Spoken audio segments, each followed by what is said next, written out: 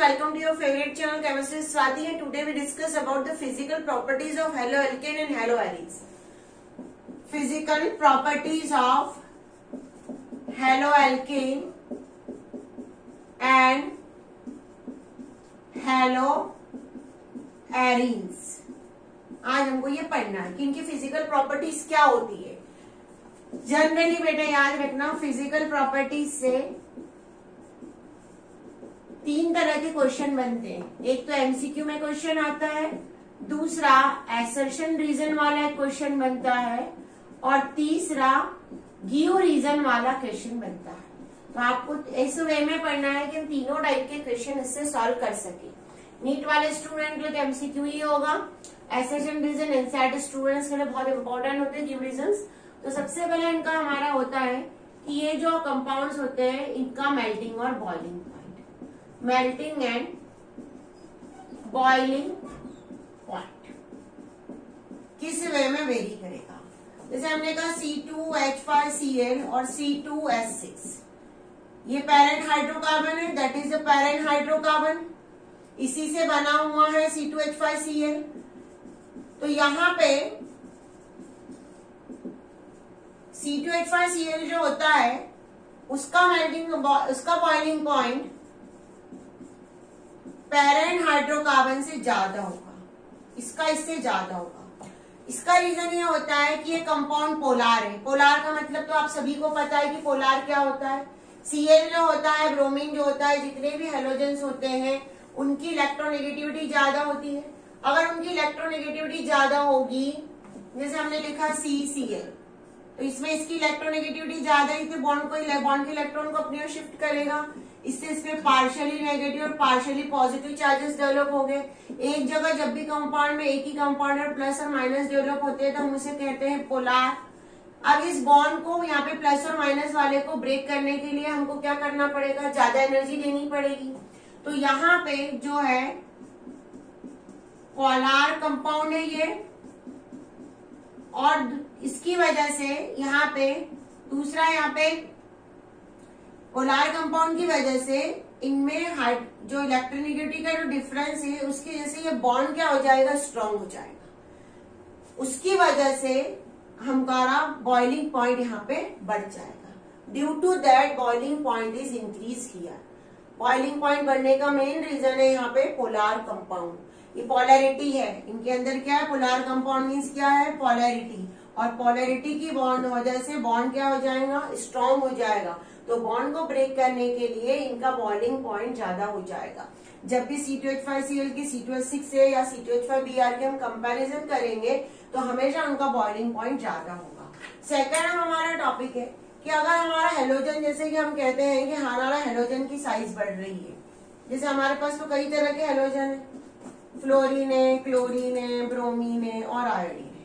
तो अगर हमने कहा कि C2H5F, C2H5Cl, C2H5Br और C2H5R, इनमें कंपैरिजन करें कि किसका बॉइलिंग पॉइंट ज्यादा है, तो यहाँ पे दो फैक्टर्स इफेक्ट करते हैं। एक होता है मॉलिक्यूलर मास और दूसरा होता है size of halogen.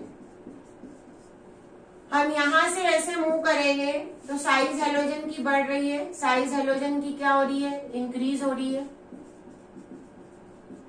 Molecular mass भी क्या हो रहा है, मॉलिक्यूलर मास भी इंक्रीज हो रहा है। तो इसकी वजह से, ये दोनों फैक्टर की वजह से C2H5 का बॉइलिंग पॉइंट ज्यादा होगा as compare to others. Two factors affect here, molecular mass and size of halogen. Fluorine, chlorine, bromine, iodine में सबसे बड़ी साइज जो होती है वो होती है आयोडीन की। साइज भी यहाँ पे बढ़ेगी नीचे की ओर, दूसरा मॉलिक्यूलर मास भी बढ़ेगा। तो दोनों फैक्टर इफेक्ट करने की वजह से यहाँ पे हमारा बॉइलिंग पॉइंट इसकी कंपेयर में ज्यादा होगा। अलग अलग पॉइंट्स को अलग अलग तरह से समझने की कोशिश करो, नोट्स अपने खुद बनाओ। जितने ज्यादा आपके हैंड रिटन नोट्स होंगे उतना ज्यादा आपको पढ़ने में मजा आएगा। अब क्या ब्रांचिंग इफेक्ट करती है, ब्रांचिंग बॉइलिंग पॉइंट पे कैसे ब्रांचिंग इफेक्ट करती है। जैसे आपको किसी ने कहा कि जो हमारा है C5H10, ये C5H10 के 3 आइसोमर्स होते हैं। एक होता है normal pentane, that is a normal pentane. दूसरा होता है, इसकी ब्रांचिंग करवा दी हमने, यहाँ पे CH3 लगा दिया, आइसोपेंटेन या 2-मिथाइल ब्यूटेन। और तीसरी इसकी और ब्रांचिंग करवा दी, that is known as a neopentane और another name is IUPAC name two two dimethyl propane. तो यहाँ पे आप देखो इसका सरफेस एरिया सबसे ज्यादा है, नॉर्मल पेंटेन का सरफेस एरिया सबसे ज्यादा है, ब्रांचिंग एंड सरफेस एरिया। जितना ज्यादा सरफेस एरिया, इसमें सबसे ज्यादा सरफेस एरिया है और इसमें सबसे कम सरफेस एरिया है, तो जितना ज्यादा सरफेस एरिया होगा उतना ज्यादा वांडरवॉल फोर्स होगा, स्ट्रॉन्ग वांडरवॉल फोर्स होगा। जितना ज्यादा सरफेस हुआ, जितना ज्यादा सरफेस एरिया उतना ज्यादा वांडरवॉल फोर्स होगा। जितना ज्यादा वांडरवॉल फोर्स होगा उतना ज्यादा बॉन्ड क्या होगा, स्ट्रॉन्ग होगा। जितना ज्यादा बॉन्ड स्ट्रॉन्ग होगा उसको ज्यादा एनर्जी देनी पड़ेगी हमको ब्रेक करने के लिए, एनर्जी टू ब्रेक। तो इसी वजह से जितना नॉर्मल पेंटेन का जो है बॉइलिंग पॉइंट वो सबसे ज्यादा होगा और नियोपेंटेन का सबसे कम होगा। अगेन आई एम रिपीटिंग, सबसे पहले स्ट्रक्चर बना के चेक करो और एग्जाम में कोई क्वेश्चन आता है जहां ब्रांचिंग दिख रही है उसका सबसे कम होगा और जहां ब्रांचिंग नहीं है सिंपल मॉलिक्यूल है उसका सबसे ज्यादा होगा। अब यहाँ पे Br वगैरह कहीं भी लगा सकते हैं हम, जैसे यहाँ पे मैंने Br लगा दिया, C5H9Br, इधर एक जगह Br लगा दिया और यहाँ पे Br लगा दिया, क्योंकि हम बात क्या कर रहे हैं, हैलाइड्स की। तो पहले हमने स्ट्रक्चर देख लिया, उसका हेलोजन लगा दो। तो जितना ज्यादा सरफेस एरिया उतना ज्यादा वंडरवॉल फोर्स क्या होगा, स्ट्रॉन्ग होगा। जितना ज्यादा वंडरवॉल फोर्स स्ट्रॉन्ग हो गया, वंडरवॉल फोर्स ज्यादा होगा, उतना ज्यादा बॉन्ड स्ट्रॉन्ग होगा और उतनी ज्यादा एनर्जी लगेगी ब्रेक करने के लिए। तो इस वे में हमारा बॉइलिंग पॉइंट वैरी करेगा। उसके बाद अगर हम एराइल हैलाइड्स की बात करें, जैसे हमारे पास एराइल हैलाइड्स भी होते हैं, तो एराइल हैलाइड्स में हम देखेंगे बेंजीन का कि अगर बेंजीन के आइसोमर्स हमको दिए हैं तो कौन से आइसोमर्स का बॉइलिंग पॉइंट ज्यादा होगा या कम होगा। जैसे हमको दिया हुआ है यहाँ पे बेंजीन का ऑर्थोडाइक्लोरो बेंजीन, दूसरे में हमको दिया हुआ है बेटा डाइक्लोरोबेंजीन और तीसरे में हमको दिया हुआ है para dichlorobenzene, that is a para dichlorobenzene. ये है ऑर्थो डाइक्लोरोबेंजीन और ये है पैरा डाइक्लोरो मेटा डाइक्लोरोबेंजीन।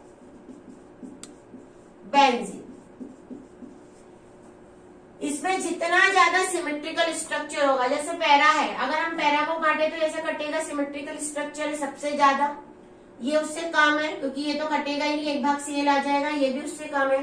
जितना ज्यादा सिमेट्रिकल स्ट्रक्चर होगा उतना ज्यादा वो सिमेट्री मेंटेन होगी, उतना ज्यादा वो स्टेबल होगा। जितना ज्यादा स्टेबल होगा उसको ब्रेक करने के लिए हमको उतनी ही ज्यादा एनर्जी देनी पड़ेगी। तो पैरा का बॉइलिंग पॉइंट सबसे ज्यादा होगा as compare to ortho and para meta. अब इसकी सीक्वेंस हम कैसे बनाएंगे, आंसर्स कैसे लिखेंगे, देखो फ्लो चार्ट में पढ़ना है। जैसे मैंने कहा कि पैरा आइसोमर जो होता है वो क्या होता है, मोर सिमेट्रिकल स्ट्रक्चर होता है। जितना ज्यादा सिमेट्रिकल स्ट्रक्चर होगा वो क्रिस्टल लैटिस एक अरेंजमेंट होता है, उतना क्रिस्टल लैटिस में क्या होगा, क्रिस्टल लैटिस में अरेंज होगा प्रॉपरली, उतना ज्यादा उसका बॉइलिंग पॉइंट होगा, क्योंकि उसको ब्रेक करने के लिए उतनी ज्यादा क्या होगी, एनर्जी देनी पड़ेगी। तो अगर हम सीक्वेंस बनाए ऐसी, तो पैरा का सबसे ज्यादा, फिर आएगा ऑर्थो और मेटा और उसके बाद आएगा ortho, that is a para, that is a Meta and that is a ortho. इस वे में हमको अरेंज करना है। ये बॉइलिंग पॉइंट, मेल्टिंग पॉइंट के पूरे टॉपिक्स हमारे हो गए। अगेन आई एम टेलिंग, अपने वीडियो को पॉज करके नोट्स बनाते रहिए। आपको जितना ज्यादा अच्छे नोट्स बनेंगे उतनी ज्यादा आपकी केमिस्ट्री अच्छी होगी। अब इसके बाद है डेंसिटी। किसी की डेंसिटी ज्यादा होगी क्या? C2H5F, C2H5Cl, C2H5Br और C2H5Iodine।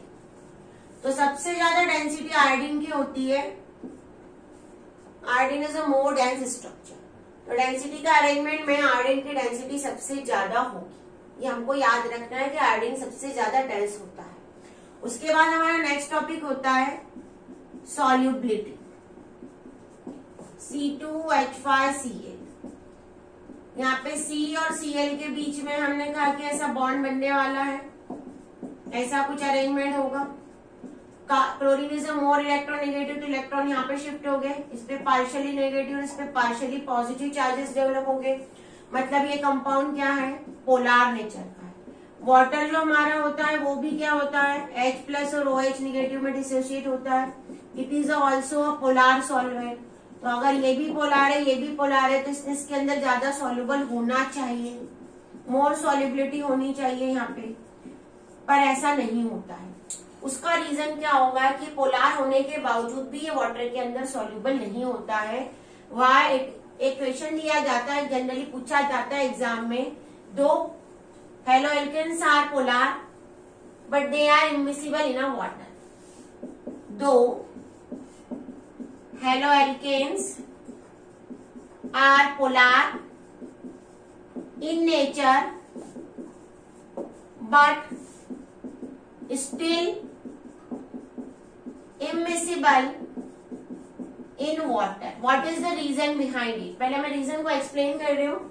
हमको यहाँ पे जैसे कि जो भी हमारा हेलोएल्केन वाला कंपाउंड है, उस हेलोएल्केन वाले कंपाउंड में हमको सबसे पहले इस पोलार कंपाउंड का ये बॉन्ड को ब्रेक करना पड़ेगा। इस ब्रेक करने के लिए हमको कुछ एनर्जी लगेगी, energy to break carbon into halogen bond, to break energy to break carbon halogen bond. सबसे पहले तो हमको यहाँ पे एनर्जी सप्लाई करनी पड़ेगी। दूसरा जो वाटर होता है हमारा H2O, उसमें होता है हाइड्रोजन बॉन्ड, क्योंकि वो आपस में कई वाटर मॉलिक्यूल एक दूसरे से अरेंज होते हैं। तो वहां पे हमको हाइड्रोजन बॉन्ड को ब्रेक करने के लिए एनर्जी देनी पड़ेगी। जब ये एनर्जी हम सप्लाई करेंगे उसके बाद ही रिएक्शन होगी। उसके बाद क्या होगा? उसके बाद वाटर एंड हेलोएल्केन में एक नया बॉन्ड बनेगा, बॉन्ड इज सेटअप।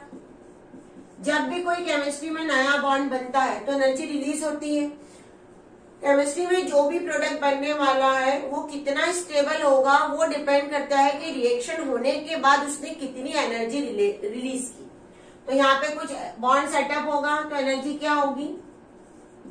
रिलीज होगी। सम एनर्जी इज रिलीज, कुछ एनर्जी रिलीज होगी दोनों के बीच में, वाटर और हेलोएल्केन के बीच में। जब कोई बॉन्ड बनेगा तो कुछ एनर्जी को क्या होगी? रिलीज होगी, जिसको जनरली हम कहते हैं सॉल्वेशन एंथैल्पी। हम क्या बोलते हैं? Solvation enthalpy. अब हमने देखा कि यहाँ पे जो एनर्जी लगी है, जो सॉल्वेशन एंथैल्पी निकली, एनर्जी रिलीज हुई, वो लेस है, बहुत ज्यादा कम है। निकलने ज्यादा चाहिए थी पर कम है। अगर वो लेस है तो जो कंपाउंड बना है वो कंपाउंड क्या है? अनस्टेबल है। और केमिस्ट्री में किसी भी अनस्टेबिलिटी की बात हम नहीं करते हैं। Again I am explaining, haloalkane में कार्बन और हेलोजन के बीच में कोई बॉन्ड होगा, उस बॉन्ड को हम सबको पहले हमको ब्रेक करना पड़ेगा। उसके लिए हमको कोई एनर्जी सप्लाई करनी पड़ेगी, पहली एनर्जी। दूसरी एनर्जी कहाँ डिजोल्व होने वाला है? वाटर के अंदर। वाटर के अंदर आपस में वाटर मॉलिक्यूल एक दूसरे से हाइड्रोजन बॉन्ड से जुड़े हुए हैं, उसको ब्रेक करने के लिए भी एनर्जी देनी पड़ेगी। यहाँ पे हमको उसको ब्रेक करने के लिए भी एनर्जी देनी पड़ेगी। जब ये दोनों टूटेंगे तो वाटर के अंदर हेलोएल्केन आ जाएगा, यहाँ पे कोई नया बॉन्ड सेटअप होगा। जब वो नया बॉन्ड सेटअप होगा तो वो कुछ एनर्जी को रिलीज करेगा और उसको हम कहते हैं सॉल्वेशन एंथैल्पी। उसकी वैल्यू कम होगी as compare to energy supplied. अगर उसकी वैल्यू कम है तो जो कंपाउंड बनेगा वो कंपाउंड उतना ज्यादा स्टेबल नहीं होगा। और केमिस्ट्री में हमेशा स्टेबिलिटी की ओर जाते हैं। इसका आंसर कैसे लिखेंगे? The energy used to break the CH bond and hydrogen bond among the water molecule is more as compared to set up between the haloalkane and water. Solvation enthalpy or energy is less. That is the answer. Except और ये answer को रटने से better है कि उसको आप एक फ्लो चार्ट में लर्न करके अपनी लैंग्वेज में लिखो, ये ज्यादा इंपॉर्टेंट होगा। तो ये प्रॉपर्टी से रिलेटेड, फिजिकल प्रॉपर्टी से रिलेटेड जितने भी टॉपिक्स हैं पूरे मैंने कवर कर दिए हैं। सीधेगी chemical properties of haloalkane and haloarenes. अब ये जो केमिकल प्रॉपर्टी देते हैं इनकी सबसे इंपॉर्टेंट रिएक्शन होती है न्यूक्लियोफिलिक सब्स्टिट्यूशन रिएक्शन। न्यूक्लियोफाइल आके किसी को हटा के उसकी जगह अटैच हो जाएगा, इसे कहते हैं न्यूक्लियोफिलिक सब्स्टिट्यूशन रिएक्शन, जो कि बहुत ज्यादा हेलोएल्केन का इंपॉर्टेंट टॉपिक होता है। लेकिन उसको समझने से पहले हमको यहाँ पे एक न्यू टॉपिक पढ़ना पड़ेगा, optical active compounds and optical isomerism. Optical active compounds यहाँ पे हमको ये पढ़ना पड़ेगा कि क्या होता है ऑप्टिकल एक्टिविटी, क्योंकि उसको हमको न्यूक्लियोफिलिक सब्स्टिट्यूशन रिएक्शन करते समय ही समझना चाहिए। तो ऑप्टिकल एक्टिव कंपाउंड्स किसको कहते हैं? The compounds which rotate the plane polarized light in the compound which rotate the plane polarized light in clockwise and anti-clockwise direction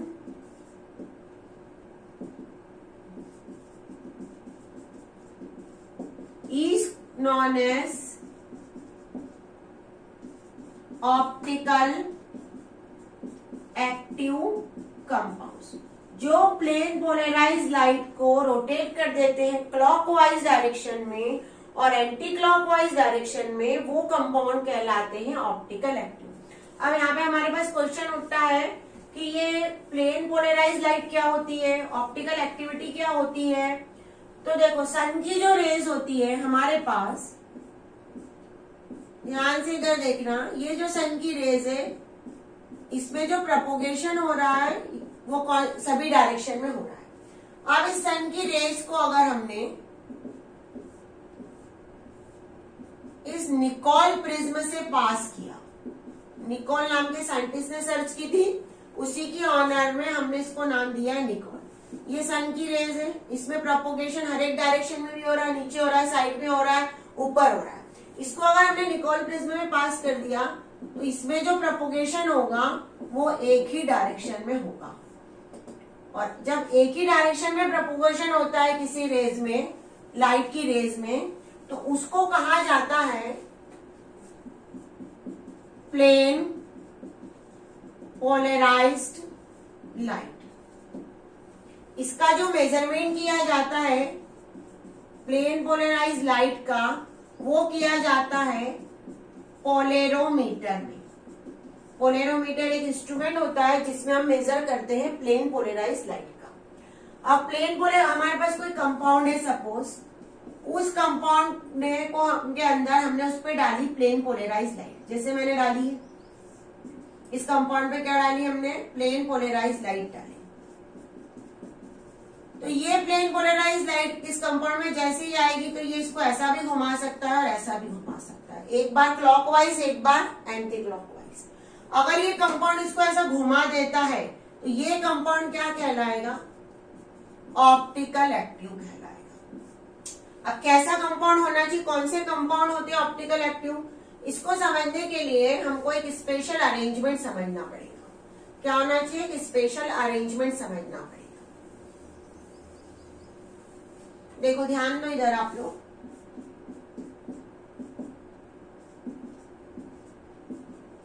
एक कंपाउंड ये है हमारे पास और एक कंपाउंड ये है हमारे पास। इस कंपाउंड में कार्बन 4 डिफरेंट अलग अलग ग्रुप से अटैच है और इसमें कार्बन डिफरेंट ग्रुप से अटैच नहीं है, हाइड्रोजन सिमिलर है। तो ऐसा कार्बन जिसमें चारों डिफरेंट ग्रुप अटैच होते हैं वो कार्बन कहलाता है चिरेल कार्बन। नाम है चिरेल, कई बार कायरेल बोलते हैं उसको, चिरेल कार्बन। और उस कंपाउंड को कहते हैं चिरेल कंपाउंड्स। उस कंपाउंड को क्या बोलते हैं, चिरेल कंपाउंड्स। और उस कार्बन को ऐसा इंडिकेट करते हैं। जो कंपाउंड चिरेल कंपाउंड्स होते हैं वो कहलाते हैं ऑप्टिकल एक्टिव। जो कंपाउंड चिरेल होते हैं वो क्या कहलाते हैं, ऑप्टिकल एक्टिव। ये प्लेन पोलराइज लाइट को लेफ्ट या राइट डायरेक्शन में रोटेट कर सकते हैं, एक बार एंटी क्लॉकवाइज एक बार क्लॉकवाइज। ये चिरेल नहीं होते हैं, ये कहलाते हैं ए चिरेल। क्या कहलाते हैं, ए चिरेल, ए चिरेल कंपाउंड्स। और ये प्लेन पोलराइज लाइट को कहीं भी रोटेट नहीं करते, ये कहलाते हैं optical inactive compounds. These are known as optical inactive compounds.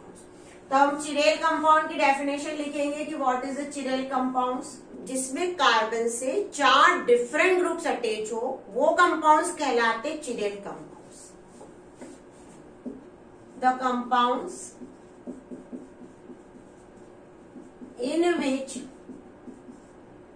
4 different groups are attached with the carbon, that compounds called chiral compounds, and they are optical active. ये क्या कहलाएंगे, optical active. They rotate the plane polarized light in clockwise and anti clockwise direction. ये plane polarize light को clock और anti clockwise direction में rotate करते हैं। ऐसे कंपाउंड्स कहलाते चिरेल कंपाउंड्स। आप लोगों ने सभी ने देखा होगा कि अगर हम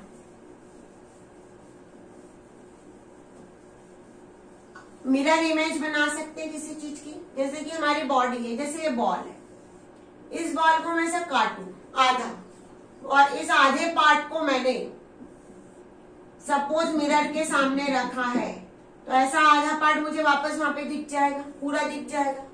तो ये कंपाउंड क्या है, ये कंपाउंड है सिमेट्रिकल। ये कंपाउंड क्या है, एक symmetrical structure, that is a symmetrical structure. इसको काटने के बाद आधा पार्ट को मिरर के सामने रखे तो हमको पूरा आधा पार्ट दिख जाएगा ऐसा, तो that is a symmetrical structure.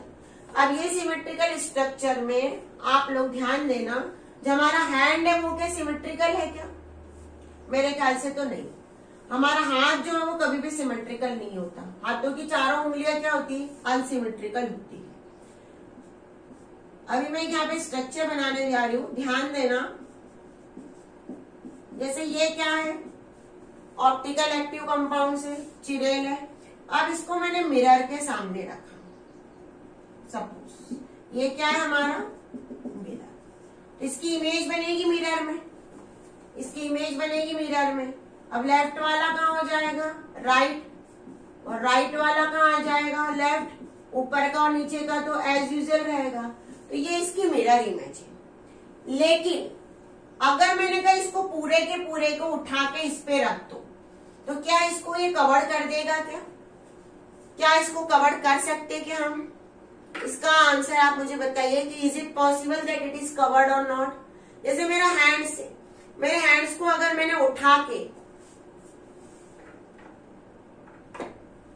ये मेरा हैंड्स है, इस हैंड्स को उठा के ऐसा मैंने रखा तो क्या पूरी उंगलियां एक दूसरे को कवर कर पाएगी क्या? नहीं। ये अंगूठा इधर से रह रहा है, ये इधर से रह रहा है, छोटी वाली उंगली पे बड़ी वाली उंगली आ गई। तो जब ऐसा स्ट्रक्चर मिलता है हमको कि हमने किसी चीज को उठा के किसी चीज पे रखा, तो उसको हम कहते हैं non super imposable image, figure image. पर वो कैसी रहेगी? Non super imposable, non super imposable mirror image. ये भाग क्या कहलाएगा? हमने कहा डेक्स्ट्रो और लीवो। एक क्लॉकवाइज डायरेक्शन में घुमाता है, जो क्लॉकवाइज डायरेक्शन में घुमाता है उसको केमिस्ट्री में कहा जाता है डेक्स्ट्रो, और जो एंटी क्लॉकवाइज डायरेक्शन में घुमाता है उसे कहा जाता है लीवो। तो हमको दो तरह के अलग अलग पेयर्स मिले, एक ये पेयर है, एक ये पेयर है। अब आप यहाँ पे ध्यान दो कि अगर मैं इसका मॉलिक्यूलर फॉर्मूला बनाऊं तो हमको कुछ ऐसा मिलेगा।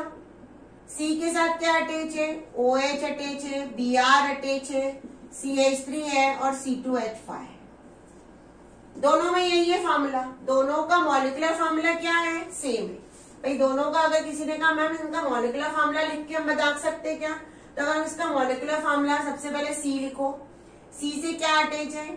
C से C2H5 अटैच है, CH3 अटैच है, OH अटैच है और Br अटैच है। एक रफली में लिख के बता रही। तो दोनों के मॉलिक्यूलर फॉर्मूले तो सेम है, दोनों नॉन सुपर इम्पोजेबल है, एक के ऊपर एक कवर नहीं कर सकते हैं। अगर मॉलिक्यूलर फॉर्मूला सिमिलर है तो दोनों की केमिकल प्रॉपर्टीज भी क्या होगी? सिमिलर होगी। दोनों की फिजिकल प्रॉपर्टी भी क्या रहेगी? सिमिलर रहेगी। तो ये एक कंपाउंड की ये क्या बन गई? दोनों आइसोमर बन गए, पेयर्स बन गए। एक ही कंपाउंड के ये क्या हो गए? पेयर्स बन गए। तो हम इसको ऐसे कंपाउंड को जो नॉन सुपर इम्पोजेबल होता है, पेयर्स में होता है, फिजिकल प्रॉपर्टी सिमिलर होती है, केमिकल प्रॉपर्टी सिमिलर होती है, तो हम इनको कहते हैं इनेंशियोमर्स। क्या बोलते हैं? Enantiomers. The pairs of isomers which have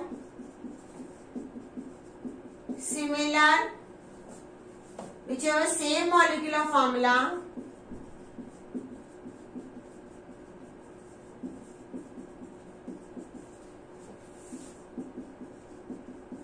similar physical properties like melting point, boiling point, refractive index and similar chemical properties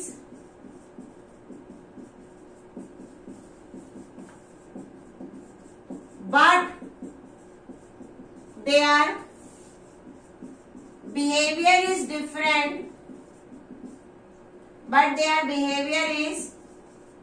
different, towards the plane polarized light।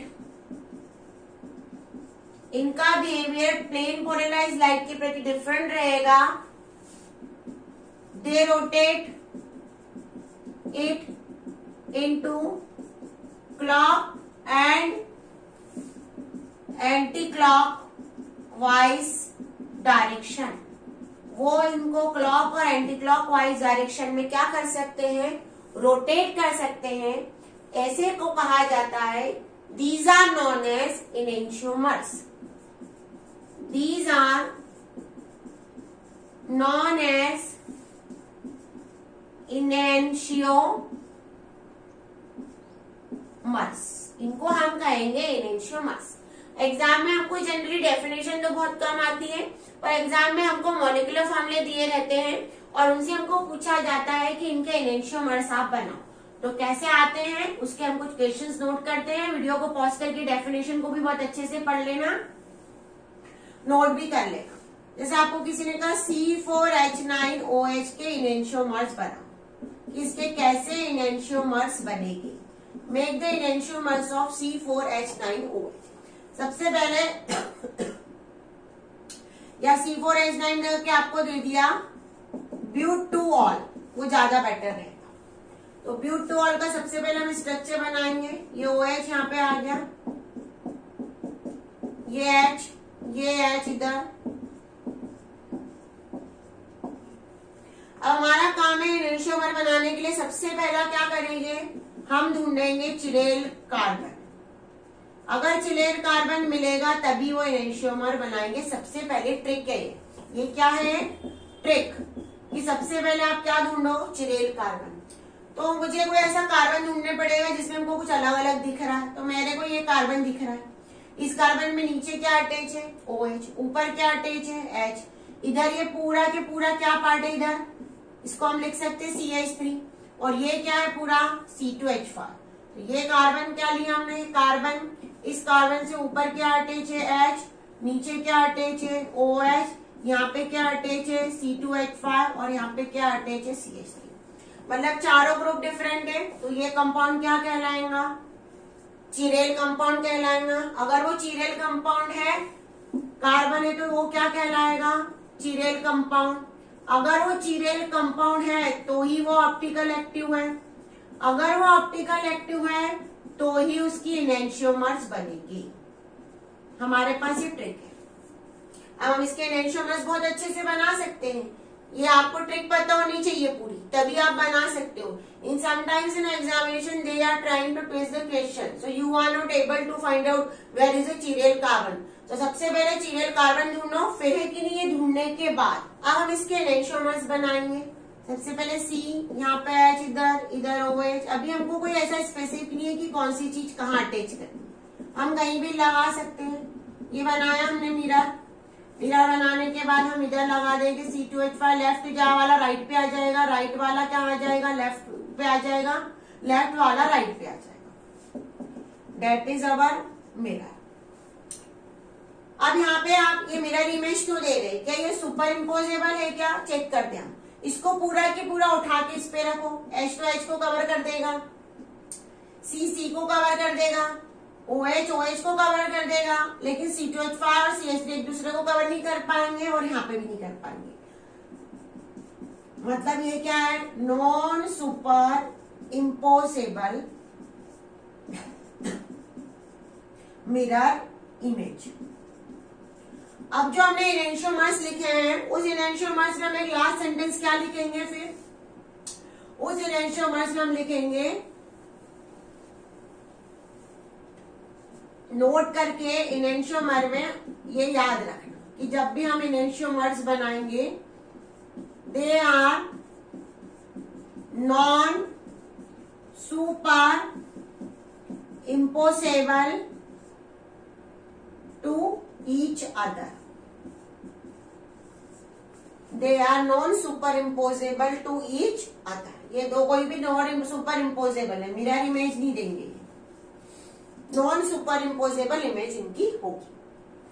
Exam में कई बार हमको आते हैं कि इनके इनेंशियोमर बनाओ, तो कई बार हम क्या करते हैं, बहुत ज्यादा घबरा जाते हैं और कुछ भी बना के आ जाते हैं।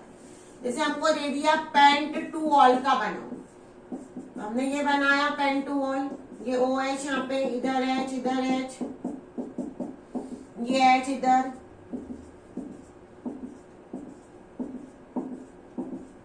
यस। अब यहाँ पे हमको चिरेल कंपाउंड दिख रहा है, ये देखो जरा ध्यान से। इस कार्बन को हम अलग से निकालें तो हमको C, यहाँ पे इतना पूरा पार्ट CH3 दिख रहा है, ऊपर H, नीचे OH, और ये है C3H7। तो ये दिख रहा है। अब हम इसकी इमेज बनाएंगे। अगर एग्जाम में सपोज हमको इसकी जगह दे दिया पेंट-3-ऑल, अब हम पेंट-3-ऑल को चेक करते हैं। पेंट-3-ऑल,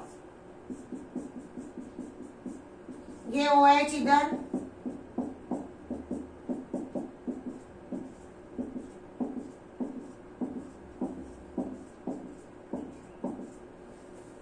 ये कार्बन का हमको दिख रहा है, ऊपर H है नीचे OH है, तो इस कार्बन से इधर कितने कार्बन अटैच है? 2। अगर इसको ओपन करें ऐसा तो कंडेंसर में लिखे तो देखो ध्यान से इधर क्या होगा, ये भी C2H5 है और ये भी C2H5 है, तो 2 ग्रुप सिमिलर है। अगर 2 ग्रुप सिमिलर है तो होगा ही नहीं वो चिरेल। अगर ये चिरेल है नहीं तो ये क्या है? एचिरेल है। एचिरेल है तो ऑप्टिकल ये क्या रहेगा? इनएक्टिव। अगर ऑप्टिकल इनएक्टिव है तो ये क्या करेगा? इसकी कोई भी एनेंशियोमर बनेगी ही नहीं। ऐसा हमको आंसर्स को निकालना पड़ेगा। That is the way to find out the answer. तो ये जब भी मिलेगा, अगर हमको सिमेट्रिकल स्ट्रक्चर मिल रहा है, सिमेट्रिकल स्ट्रक्चर का मतलब है कि उसको हम काटे ऐसे तो वो 2 इक्वल पार्ट में कट जाए। क्या हो? इक्वल पार्ट में जो कट सकते हैं, इक्वल पार्ट में ब्रेक। अगर वो इक्वल पार्ट में ब्रेक हो गए तो वो क्या कहलाएंगे? एचिरेल। अगर वो एचिरेल है तो क्या रहेंगे वो? Optical inactive. अगर वो ऑप्टिकल इनएक्टिव है तो वो एनेंशियोमर्स भी नहीं बनाएगी। That is the sequence. जब भी कोई सिमेट्रिकल स्ट्रक्चर, जैसे हमारी बॉडी है ऊपर से नीचे तक सिमेट्रिकल है, अगर हम उसको 2 इक्वल पार्ट में काट जाए तो कट जाएगी। अगर उसको मिरर के सामने करें तो पूरी इमेज बन जाएगी वो हमारी, तो वो सिमेट्रिकल स्ट्रक्चर, तो वो इक्वल पार्ट में कटेगी। अगर इक्वल पार्ट में ब्रेक हो रही है तो एचिरेल है और ऑप्टिकल क्या है? इनएक्टिव। तो ऑप्टिकल एक्टिव होने के लिए क्या होना चाहिए? स्ट्रक्चर हमेशा अनसिमेट्रिकल। ऑप्टिकल एक्टिव होने के लिए स्ट्रक्चर क्या होना चाहिए? हमेशा अनसिमेट्रिकल। अगर स्ट्रक्चर ऑप्टिकल अनसिमेट्रिकल है तो इक्वल पार्ट में वो ब्रेक नहीं होंगे। इक्वल पार्ट में ब्रेक नहीं रहे तो वो क्या कहलाएंगे? ऑप्टिकल एक्टिव कहलाएंगे। और वो क्या कहलाएंगे? ऑप्टिकल एक्टिव रहेंगे तो हमको एनेंशियोमर्स भी देंगे। ये है सीक्वेंस। जैसे अभी मैंने आपको 2 एग्जांपल बताया, पेन टू वॉल और पेन 3 वॉल।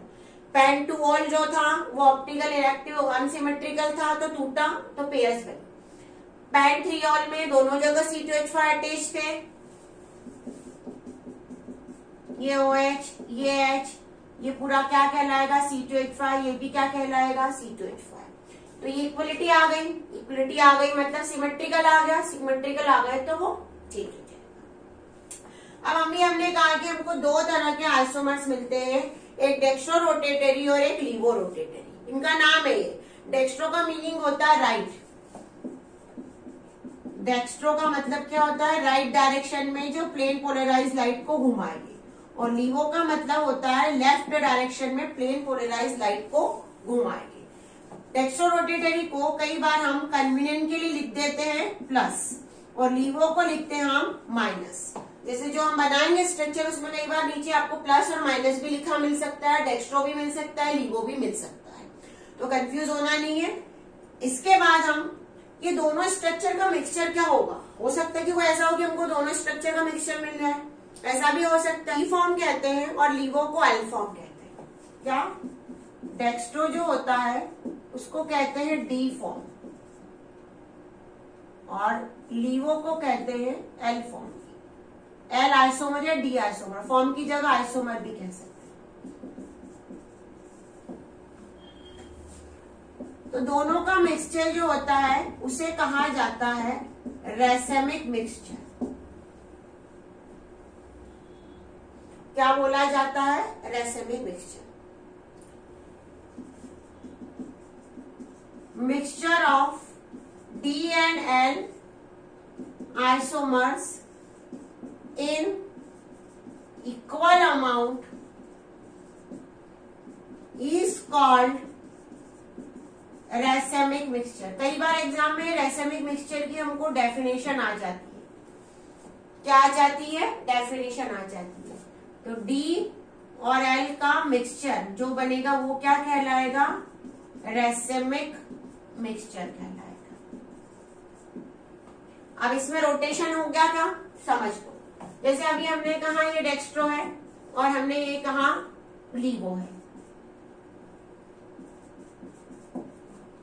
मैंने डेक्स्ट्रो को क्या बताया, जो राइट डायरेक्शन में घूमे। लीवो को क्या बताया, जो लेफ्ट डायरेक्शन में घूमे।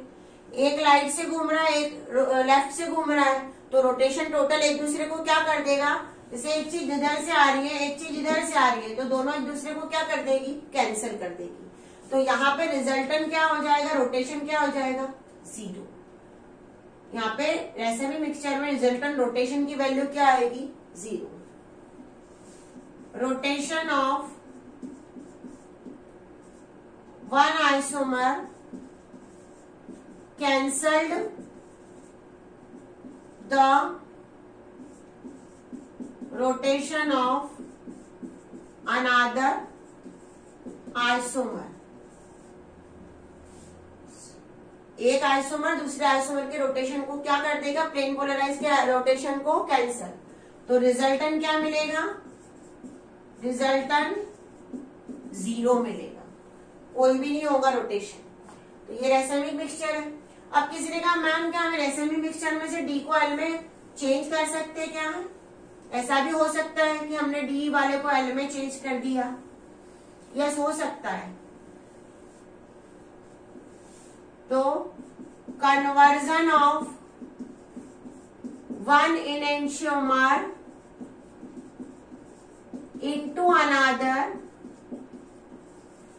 Is called racemization. उसको क्या बोलेंगे, रेसिमाइजेशन। एक एनेंशियोमर को दूसरे एनेंशियोमर में सेपरेट चेंज करना, उस प्रोसेस को हम कहते हैं रेसिमाइजेशन। ये डेफिनेशंस कई बार एग्जाम में सिंपल सिंपल हमको आ सकती है, तो हमको ये सभी डेफिनेशंस को बहुत अच्छे से पढ़ना है। पैरेलली सब लिखते जाइए।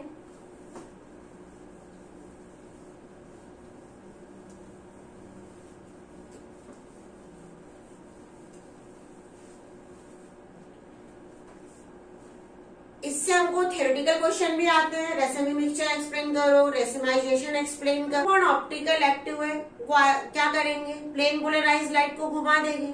अगर वो प्लेन पोलराइज लाइट को घुमा देंगे तो हमको एनेंशियोमर्स मिलेंगे, डिफरेंट आइसोमर्स मिलेंगे।